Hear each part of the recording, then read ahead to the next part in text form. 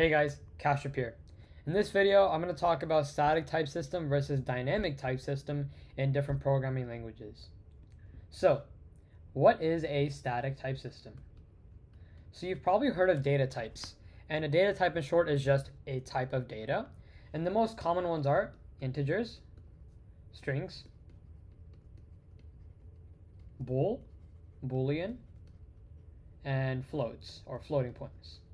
There are some languages that have a fifth type, which is pretty common, which is known as char, or a singular character. So yeah, these are the most common data types you'll find in basically any programming languages. There are lots of other ones, but these are the most basic ones that you will learn. So different languages have a different take on type systems. A type system just basically means how you interpret data type, right? So Python, for example, doesn't require you to define the data type of a variable. In Python, the syntax for defining variable is just variable name, right? So var name, declaration or initialization, and then the value over here.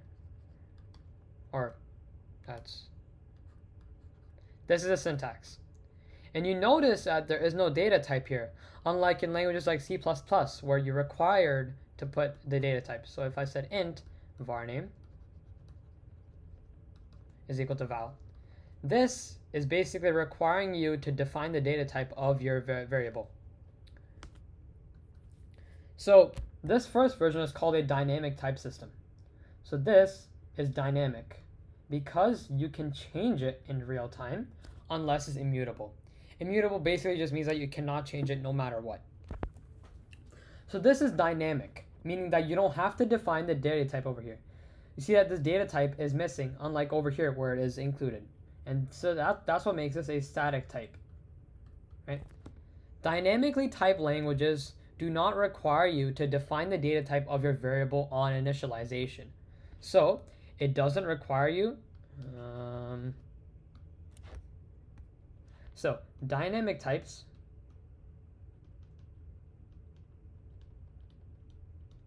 do not require you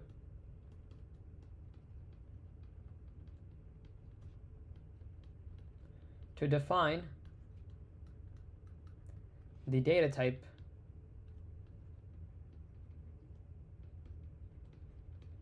at initialization.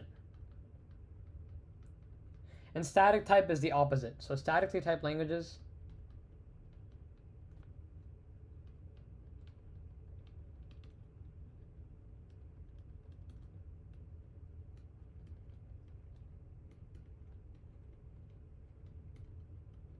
define data type.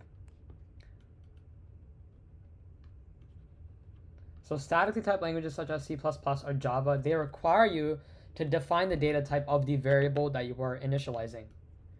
Data type at initialization. So yeah, this is the main difference between the two. This one does not require it. So this could be Python, right? JavaScript.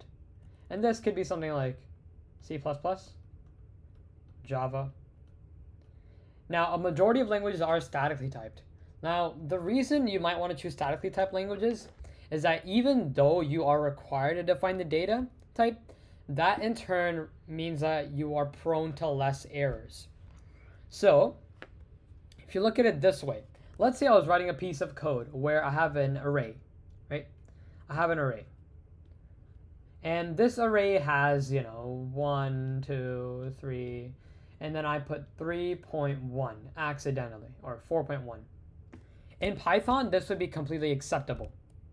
This is not a big deal in Python at all. The interpreter does not care about this because it doesn't throw an error. That's because Python is dynamically typed, which means that you don't have to declare it, which means you can change between different data types. But if it's a language like C++, if you did the same thing, you would have a type error because this is a float. But if you declared it as an integer, right? If you declared it as an integer like this, then this would throw an error because if this is an integer, if this array is an integer, but there's a float over here, that is a type error. So the compiler will automatically let you know that there's a type error. And you can see why this is really beneficial to avoid as many errors as possible. I personally have seen that I've written a lot of type errors in Python and I've not recognized them. It took me a long time to realize that I put maybe a float where it's supposed to be an int, or an int where it's supposed to be a float, or a bool where it's supposed to be an int, etc., etc. Right? Now, the reason you might not also want to use a dynamic type system like Python is because dynamic type systems like Python, since you aren't required to define it, the compiler has to do the work for you. So if I have a variable over here, if I have variable, let's say a is equal to 1, and I have b is equal to 2, okay?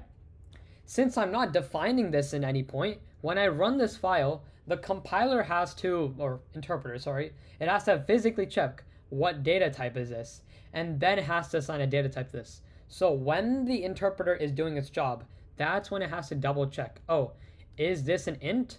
Is this a float? Is this a string, etc., etc., until it gets the final one. Same goes for this. Okay, and compare that to something like C++. Right? Once you define it as int a is equal to 1, all the compiler has to do is check, is this an integer? And that is a pretty simple operation. That just takes one singular operation, that's it. And if it isn't, just throw an error at it, right? You know what data type this is, just throw that error. And if I say string b is equal to 1, this would be an error because it knows that this is not a string. It doesn't have double quotations or single if it's a card, right? So yeah, in short, dynamic type system is not required to define the data type, and static is the opposite. You are required to define the data type.